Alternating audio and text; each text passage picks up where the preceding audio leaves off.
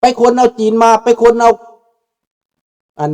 เช็ดเช่นมาไปคนเอาเกาหลีเหนือมาก็ยังอยู่บ่อนเก่ายังตายยังเสียหายนักอยู่คือเก่า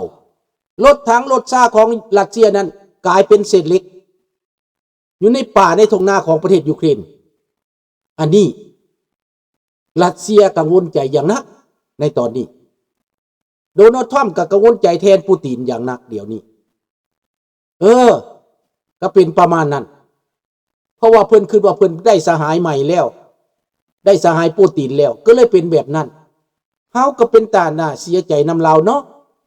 พอใหญ่ถ้ำนี่เข้ามาแล้วเลอะเลือนพอสมควรได้พี่น้องเอ๋ยข้าพเจ้านี่บ่เข้าใจพอใหญ่ถ้ำเด้อแม่นแล้วเสี่ยวซานเอนจิเนียร์เตรคอมปิตังไปสอยประเทศยูเครนและคนยูเครนก็มีเอนจิเนียร์เตรคอมปิตังโอซีที่เขาเฮียนจากประเทศตะวันตกไป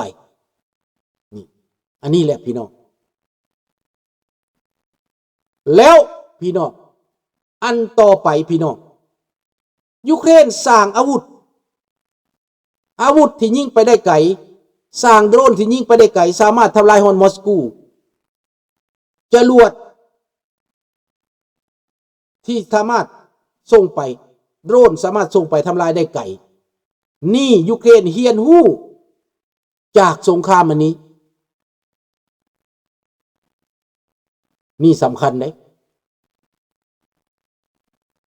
ข้าพเจ้าคิดว่า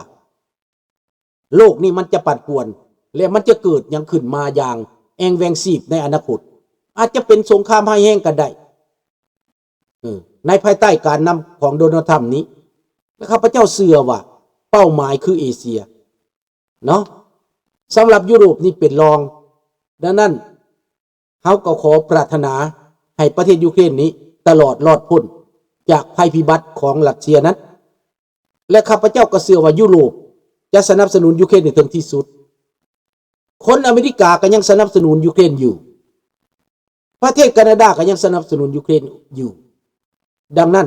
คิดว่าจะต้องรอดพ้นไปให้ได้เนาะคิดว่ารอดพ้นไปให้ได้แล้วทหารยูเครนนั้นสามารถยับยั้งไว้ได้สามารถยึดไว้ได้พื้นที่ประกอบพื้นที่โดเนตต่างๆลุกเข้าไปฮอดเคอร์เซนทหารรัสเซียทำลายขัวย่านยูเครนลุกเข้าไปแต่ยูเครนก็เข้าไปจนได้คิดว่าต้องปลดปล่อยเคอร์เซนเบื้องนั้นอีกต่อไปในอนาคตใกล้ๆนี้ในหน้าแล้งนี้พี่น้องเนาะอันนี้ข่าวยูเครนข่าวใหม่ๆสำหรับเวียดนามถูกจีนมาเป่าหัวจะต่อต้านอเมริกาข้าพเจ้าว่าเวียดนามจะจ่ายราคาแพงที่สุดโดนัลด์ทรัมป์จะเฮ็ดแบบเวียดนามนี่เจ๊งเลยก็ได้พี่น้องเนาะและสินค้าโลกในปัจจุบันนี้กำลังปั่นป่วนพวกเฮาต้องหยุดนิ่งพวกเฮาต้องบึ้งให้มันจบหวังว่ายุโรปคงจะสนับสนุนยูเครนต่อไปลุงก็หวังจังสันและหวังว่าโดนัลด์ทรัมป์จะกลับใจความเกลียดชังส่วนตัวและที่สร้างเซเลนกี้ว่าเป็นลูกน้องของไบเดนนั้น